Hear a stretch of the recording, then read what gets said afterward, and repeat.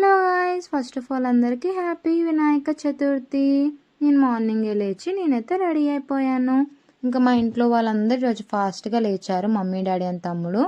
And ఈరోజు ఫెస్టివల్కి దేవుడికి నైవేద్యంగా పెట్టడానికి గణపయ్యకి బూరెలు, గారెలు అండ్ అటుకులు, బెల్లం అండ్ ఉండ్రాలు కంపల్సరీగా ఉండాలి కదా.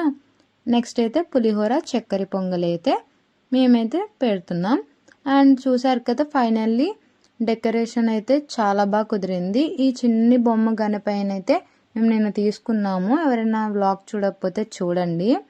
అండ్ తమ్ముడైతే ఈరోజు పూజ చేస్తానని చెప్పాడు. ఈరోజు డెకరేషన్ అయిపోయాక ఇంకా తమ్ముడైతే ఫైనల్లీ పూజ అనేది స్టార్ట్ చేశాడు. మేమైతే మార్నింగే స్టార్ట్ చేస్తే మాకు ఒక 1.5 అవర్లా తీసుకుంది చేయడానికి మొత్తం నీట్గా.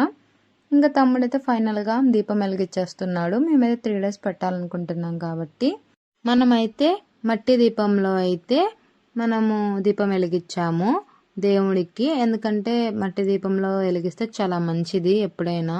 ఇంకా నెక్స్ట్ అయితే డాడీ అయితే కొబ్బరికాయ కొట్టేస్తున్నారు, తమ్ముడు ఇంకా హారతి ఇచ్చేస్తున్నారు. ఫైనల్గా పూజ అయితే ఈరోజు చాలా బాగా జరిగింది మా ఇంట్లో. నాకైతే చాలా బాగా నచ్చింది. అండ్ డెకరేషన్, పూజ అన్నీ బాగా కుదిరాయి. ఫైనల్గా ఐఎమ్ సో హ్యాపీ.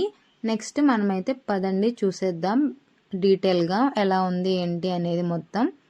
చూసారు కదా, మనమైతే ఫస్ట్ పసుపు వినాయకుడిని, మట్టి వినాయకుడిని, తర్వాత మనం కొన్న వినాయకుడిని పెట్టేశాము.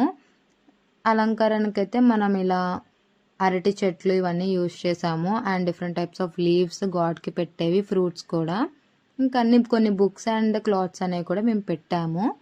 ఫైనల్గా ఇలా లైటింగ్స్తో ఇస్తే ఫినిషింగ్ టచ్ ఇచ్చేసాం.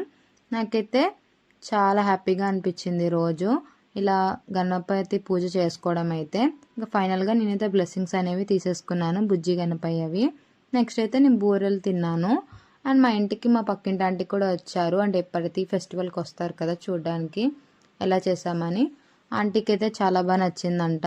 ఇంకా ఫైనల్గా ఇంకా అందరికీ ఇస్తాం కదా, ఇంకా ఆంటీ వచ్చారు కాబట్టి ఆంటీకి అయితే మనం నైవేద్యంగా చేసినవి అయితే ఇచ్చేసాం తినమని.